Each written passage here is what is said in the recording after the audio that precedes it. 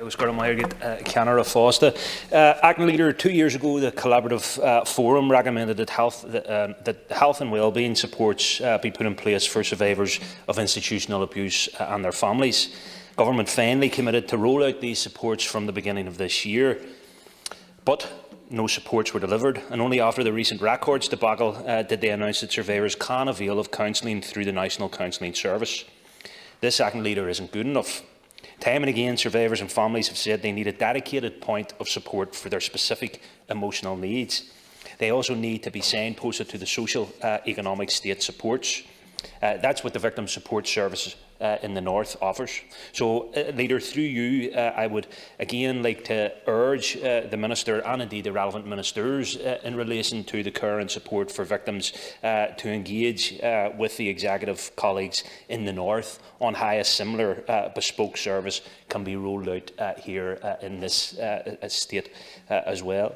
Acting Leader, I also want to welcome the rollout of the Pfizer vaccine in the North, and I say that with great hope. And I'm sure it has come as a great symbol, an announcement of hope for many people, not least the most vulnerable and at risk in our society.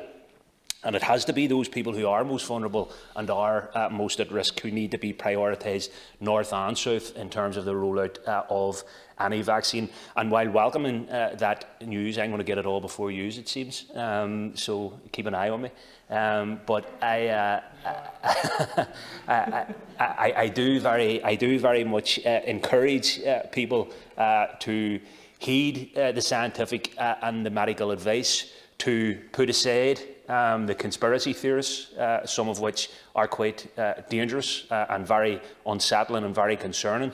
And there is a specific role, I think, for us in political leadership to ensure we face that sentiment down, to ensure that people do avail of the proper vaccines and that this is rolled out as soon as possible and in the most effective way. But in saying that, Leader, just to say and echo once again what we have said in this chamber many times, that we can't afford to take our guard down.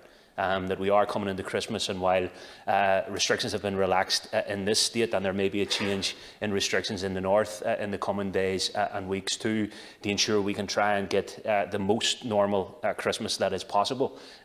This year, I think we all accept that it won't be a normal Christmas, and we have to act responsibly in that regard. So I would encourage people once again, in welcoming the very positive and hopeful announcement of recent days and weeks on vaccines, to just remember, just be peace of Keelwer, Niall Ó Donnghaile, and once we get through Christmas and get through the rollout of this vaccine, hopefully we'll see a significant change for the better for everyone.